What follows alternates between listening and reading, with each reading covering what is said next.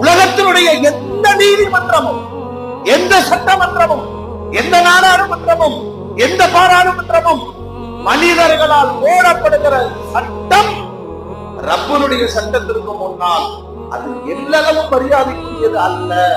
ஆனாலும் அந்த ரப்பு சொன்னான், உங்கள் மீது ஆட்சி நடத்தக்கூடியவர்களின் சட்டங்களுக்கு அவன் சொன்னதனால ரெஜிஸ்ட்ரேஷன் ஃபாலோ பண்ணும், சட்டத்தினுடைய அறிவிப்புகளை மதிக்கிறோம், அவ்வளவுதான். ஆனாலும் எங்களை இயக்கக்கூடியது இந்த சட்டங்கள் அல்ல, ரப்பனுடைய சட்டம். அது உங்களுக்கும் சரியானது.